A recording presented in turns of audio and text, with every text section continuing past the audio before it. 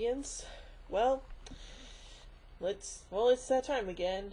Yep, time to look at another Second Doctor story, and this time we're looking at the Macra Terror. Let's do this. The Doctor, Ben, Polly, and Jamie, concerned about an image they've seen on the TARDIS scanner of a giant menacing claw, arrive on an unnamed planet in Earth's colonial future. They're greeted by Medoc, a half-crazed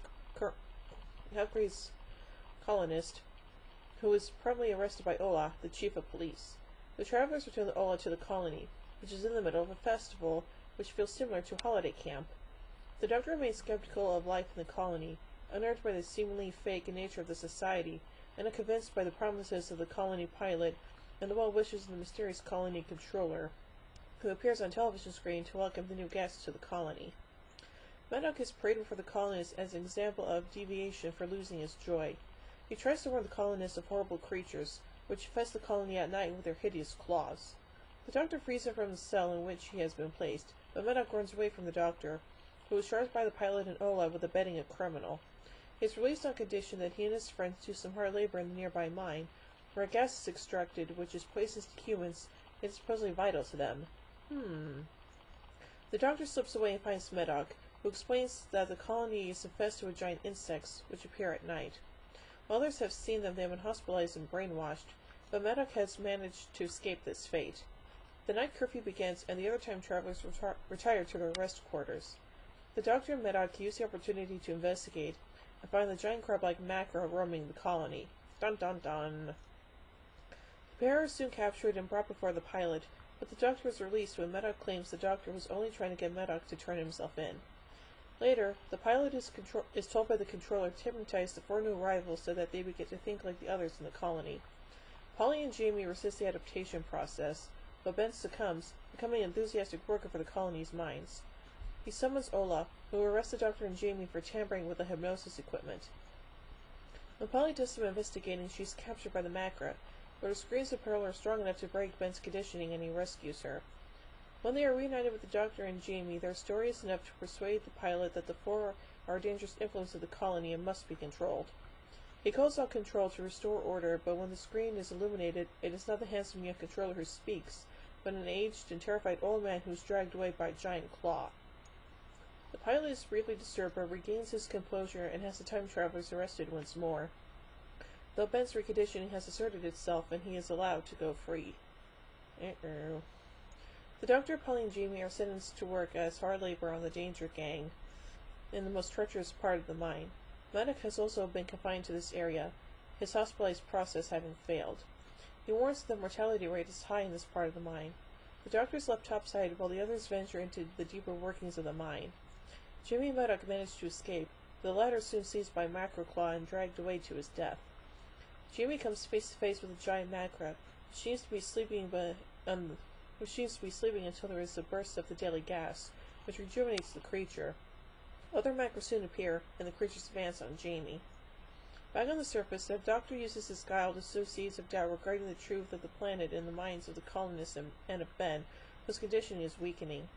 The Doctor has worked out the gas flow, seems to be the key to the situation, and clearly reverses the gas flow from the mind control area.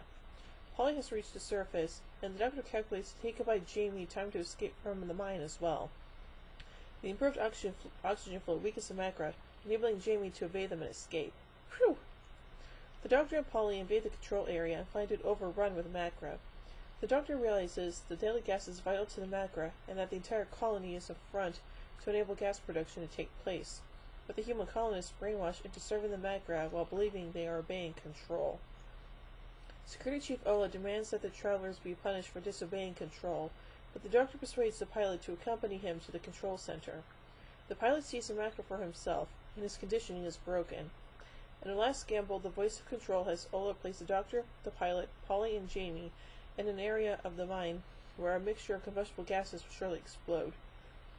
Ben, who has finally broke his conditioning, frees them, and some manipulation of the gas pipe sends the combustible mixture to the control center. When the gas explodes, the Macra are all killed. As the colony becomes the happy holiday camp once more, the time travelers make their exit. Well, that's some good news there. Anyway, let's get some of the production elements of this story. Here, how about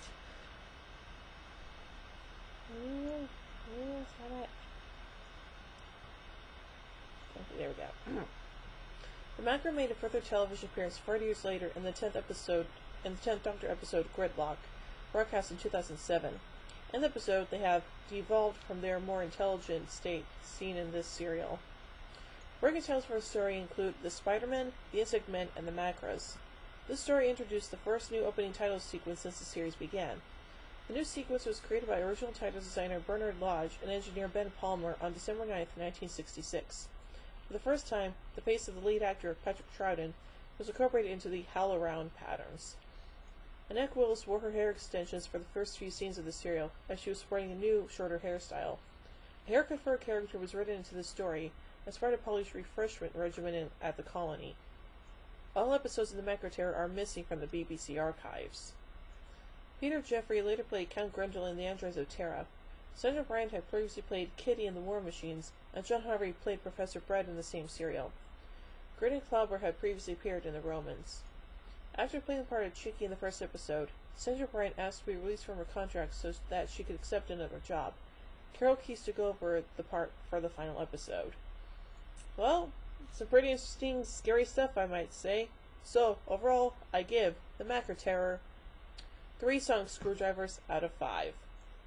Well, join me next week as we meet the Faceless Ones. So, until then, this is Hoovy and Queen saying, "Oh my giddy-aunt, when I say run, run, I've inverse the polarity of the neutron flow. Would you like a jelly baby? Fantastic. Allons-y! Geronimo! Bow ties are cool, fezzes are cool, and Stetsons are cool."